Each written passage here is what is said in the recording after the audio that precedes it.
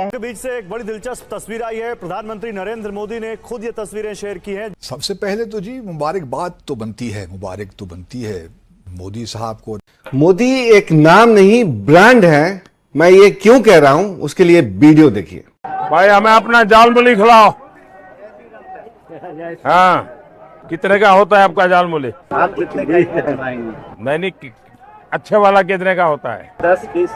हाँ, जो भी है बना दो। हाँ हम थोड़ी खाएंगे। हाँ हाँ, खाएंगे, बिल्कुल खाएंगे। तो कितना, 10 रुपए देना है? दुकान में आए सर। हाँ, 10 रुपए देना है। नहीं भाई, ऐसा नहीं। हाँ। दोस्तों, अक्सर मैं आपको ये कह चुका हूँ कि Narendra Modi is going to stay here, और उसकी वजह क्या है कि मेरे लिए बड़ा सरप्राइज था, हैरत में को चौंका देने वाले हैं। और यूं लगता है कि मोदी साहब की पॉपुलैरिटी सिर्फ बरकरार नहीं है बल्कि उसमें कई गुना इजाफा हो गया है। ईमानदारी की बात तो यही है। Modi is going to stay here for another at least 4 years as a prime minister. But मेरी असेसमेंट ये कहती है कि वो 9 से 15 साल तक ऑफिस में रहेगा। 9 से 15 साल तक वो ऑफिस में रहेगा, ये मेरी एक असेसमेंट है।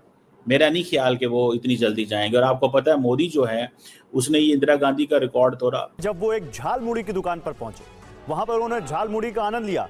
बाकायदा दुकानदार से पूछा कैसे दे रहे हो, और फिर उसको अपनी जेब से नोट निकाल कर दिए। वो मना करता रहा, लेकिन पीएम ने उसको नोट दिया और झाल मुड़ी लेकर खुद खाया भी। देखिए, ये तस्वीरें आ रही हैं झारग्राम से। उन्होंने एक्स पर पोस्ट किया और लिखा कि पश्चिम बंगाल में पावर पैक्ड संडे के दिन 4 रैलियों के बीच मैं समय निकालकर पहुंचा झालमुड़ी की दुकान पर, और उन्होंने लोगों के साथ झालमुड़ी बांटी भी। पीछे वहां नारे लग रहे हैं जय श्री राम के, नरेंद्र मोदी जिंदाबाद के, और इधर पीएम मोदी देखिए कैसे झालमुड़ी की दुकान पर आम लोगों के बीच। क्या कहेंगे आपके, ये कैसे पॉसिबल हुआ? क्योंकि मैंने तो जहां तक देखा है, पाकिस्तान को तो खैर आप छोड़ दें, हम जो कहते हैं सो कहते हैं। हम यहाँ से तो होता है कि कोई भी प्राइम मिनिस्टर अगर इंडिया का होता है तो हमने उनको कुछ ना कुछ उल्टा सीधा ही बोलना होता है। लेकिन फिर भी एक गुजरात इंसिडेंट भी हुआ और कई चीजें उनके खिलाफ भी गई। इसके बावजूद हमने देखा कि वो एक बड़े स्ट्रॉन्ग लीडर के तौर पे भारत की तरफ से आगे की तरफ बढ़ते हुए नजर आए। क्या कहेंगे आप? देखिए, आई थिंक कि इंडिया में जिस तरह से ये रिपोर्ट किया जा रहा है, इसमें there is a slight misleading है। वो पाकिस्तान और भारत के ताल्लुकात के हवाले से आप क्या समझते हैं?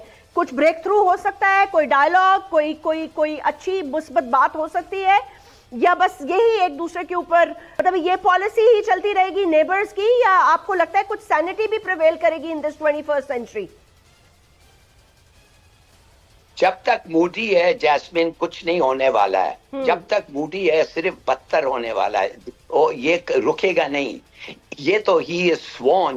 ऐसा structure, institutionalised anti Pakistan structure बना के चला गया है कि अगर वो 2029 में चला भी जाता है तो 10 साल किसी की जरूरत नहीं है कि वो पाकिस्तान के साथ बात करे। और कांग्रेस तो वैसे ही डरपोक रहती है।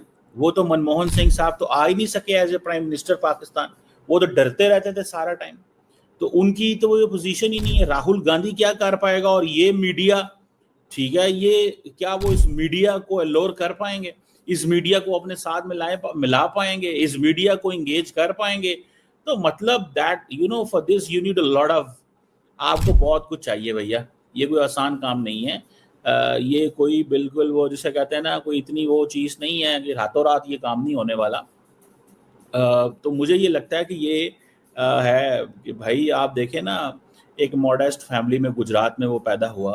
बाप उसका जो है वो चाय बेचता था रेलवे स्टेशन में, और फिर वो आरएसएस के रैंक से उठा, फिर बीजेपी में एंटर हुआ, फिर बीजेपी में पंजे गाड़े, और अभी आरएसएस परेशान है कि यार ये बंदा हुकूमत छोड़ेगा भी कि नहीं छोड़ेगा। वो आरएसएस चीफ जो है वो सिग्नलिंग कर रहा है, जो ग्रास रूट लेवल पे है। देखें, आपको बुरा लगे या अच्छा लगे किसी को पाकिस्तान के अंदर, बट ये चीज तो है कि वो बंदा ग्रास रूट पे है। हमने फॉर एग्जांपल क्या पाकिस्तान के अंदर ग्रास रूट में हमने किसी को प्राइम मिनिस्टर बनने दिया इस मुल्क के अंदर, या चीफ मिनिस्टर बनने दिया?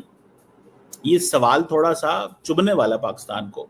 लेकिन क्या ग्रास रूट लेवल पे, ये जिसको हम ग्रास रूट लेवल पे भी प्राइम मिनिस्टर बना रहे होते हैं या चीफ मिनिस्टर बना रहे होते हैं ना पाकिस्तान में, वो भी हम बेसिकली उसको कंट्रोल करने के लिए बनाते हैं।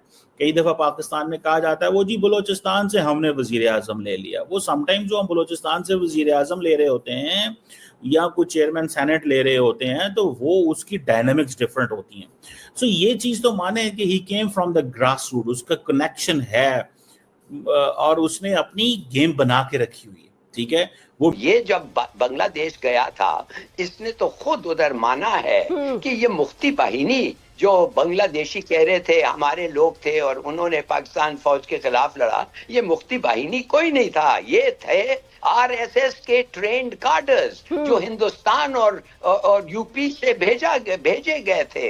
ये खुद एडमिट किया है जाके और कहने लगा है हमारा तो काम आधा काम हुआ है, अब पाकिस्तान को करना है। बार बार ये कह चुका है और ये करेगा। अब देखेंगे, ये जेनोफोबिक है ये आदमी, ये होमोफोबिक भी है मगर जेमोफोबिक भी है। ये पाकिस्तान का दुश्मन है। हमें कभी नहीं समझना चाहिए कि इस आदमी से एनी पीस को प्रोसेस शुरू होगा। हाँ, राहुल गांधी आए, बेशक राहुल गांधी आए और वो मुसलमानों के साथ जो इनकी रवायत है जो वो ठीक करे और कश्मीर के बारे में बातचीत के लिए एंगेज करने के लिए जी, मगर ये आदमी के साथ कौन समझता है कि पीस आ सकता है? I think they must be mad. Narendra Modi media में नहीं आता, मीडिया वो प्रेस कॉन्फ्रेंस नहीं करता भाई। वो बाइडेन से भी मिलने जाएगा तो वो प्रेस कॉन्फ्रेंस नहीं करेगा। उसने ट्रंप के साथ बैठ के बड़ी मुश्किल प्रेस कॉन्फ्रेंस की। वो इंडिया के अंदर तो वो प्रेस कॉन्फ्रेंस करते ही नहीं है, अपनी मर्जी के सहाफियों को बुलाता है, जो भी करता है, लेकिन उसने नैरेटिव बना के रखा है और उसने अपनी फॉरेन पॉलिसी, नेशनल सिक्योरिटी को उसने जनाब वो दुनिया में वो उठाया और किसी को अच्छा लगे किसी को बुरा लगे, उसने गेम डाल दी हुई है। मैं आपको बात बताऊं, उसने ये गेम डाल दी है। आपके लिए वो उसको मैनेज करना बहुत मुश्किल हो जाता है। याद रखें, नरेंद्र मोदी को मैनेज करना कोई आसान काम नहीं है। It's a difficult job by the way. ठीक है, इसको ज़हन में ये रखें, ये कोई आसान काम नहीं है, ये मुश्किल काम है और उसने भाई ये काम कर दिया हुआ है। उसने अपने कनेक्शन जो हैं वो बना लिए हुए हैं। उसने अपनी सारी की सारी ये जो वो जिसे कहते हैं ना एक चीज कर ली हुई। ये जब बांग्लादेश गया था इसने तो खुद उधर माना है कि ये मुफ्ती बाहिनी जो बांग्लादेशी कह रहे थे हमारे लोग थे और उन्होंने पाकिस्तान फौज के खिलाफ लड़ा, ये मुफ्ती बाहिनी कोई नहीं था, ये थे आरएसएस के ट्रेंड कार्डर्स जो हिंदुस्तान और यूपी से भेजे गए थे। ये खुद एडमिट किया है जाके और कहने लगा है हमारा तो काम आधा काम हुआ है, अब पाकिस्तान को करना है। बार बार ये कह चुका है और ये करेगा। अब देखेंगे, ये जेनोफोबिक है ये आदमी,